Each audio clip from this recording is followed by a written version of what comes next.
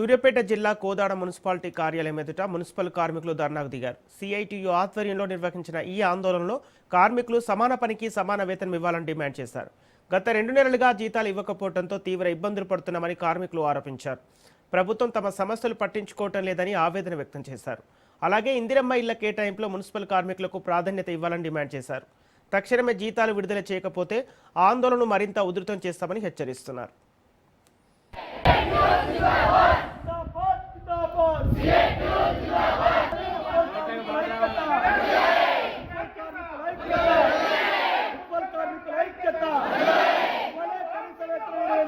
పట్నంలో పెండింగ్ ఉన్న 2 నెలల జీతాలు, పట్నం మున్సిపల్ కార్మికులు 2 నెలల జీతాలు, 2 నెలల జీతాలు చనిపోయిన వారి కుటుంబంలో ఉన్నటువంటి వారు వెంటనే.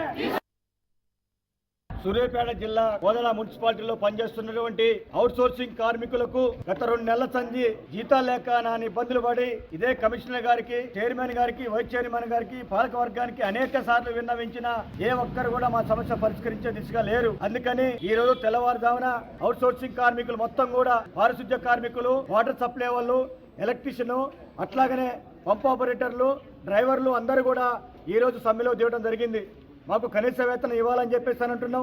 కానీ 2 నెలల సంది జీతాలు లేకుంటే ఇవాళ ఎట్లా బతకాలని చెప్పేసి కూడా ఇవాళ కార్మికులు ఓపోతున్నారు. అందుకని ఇవాళ వాళ్ళు నెలవారీగా వాళ్ళ జీతాలు రాక చాలా ఇబ్బంది పడుతున్న పరిస్థితి ఉన్నది. వాళ్ళు పొదుపు సంఘం కట్టుకోవాలి, అట్లాగనే ఫైనాన్షియల్గా కట్టుకోవాలి, అనేక విధాలుగా ఇబ్బంది పడుతున్నారు.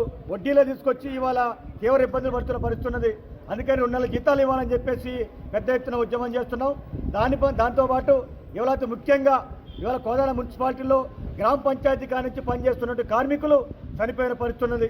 ఇవాళ మున్సిపాలిటీ అయింది, చనిపోయినరు, వాళ్ళు పెట్టుకోవాలని చెప్పేసి, వాళ్ళ కుటుంబ సభ్యులు పెట్టుకోవాలని చెప్పేసి పెద్ద ఎత్తున పోరాటం చేస్తున్నాం. కానీ పాలకవర్గం లేదు, ఇవాళ మున్సిపాలిటీ లేదు, పాలకవర్గం లేదని చెప్పేసి ఈరోజు కమిషనర్ గారు కానీ వాళ్ళందరూ కూడా రోజులు కలుపుతున్నారు తప్ప ఇవాళ చనిపోయిన వారి కుటుంబంలో ఇది తీసుకునే పరిస్థితి లేదు. అందుకని ఇవాళ మేము సిఐటిగా డిమాండ్ చేస్తున్నాం. అతి ముఖ్యమైన విషయం, చనిపోయిన వారి కుటుంబ సభ్యులను వెంటనే విధుల్లో తీసుకోవాలి, వాళ్ళకు ఉద్యోగం కల్పించాలి, వాళ్ళకు పని కల్పించాలని చెప్పేసి మేము కోరుతున్నాం. కానీ మరి మాకు ఇవ్వట్లేదు, ప్రతి నెల ఇవ్వట్లేదు, 2 నెలలు పెండింగ్ బట్టి మరి సబ్బులు, నూనెలు ఏమి ఇవ్వట్లేదు.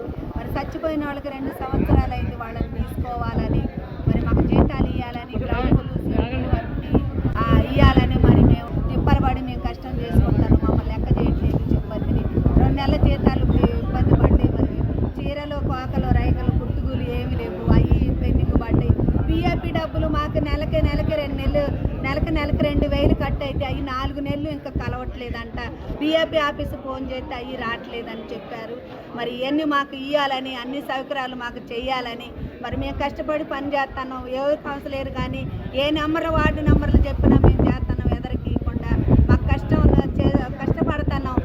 నెల ప్రతి నెల చీరలు కానీ, జీతాలు కానీ ఏదైనా మేము కింద పడి కాలు జారి కింద పడిన ఒక 10 రోజులు టైం ఇవ్వాలని మాకు, మరి మేము హాస్పిటల్ చూపించుకోవాలని మరి మేము అనుకుంటున్నాం.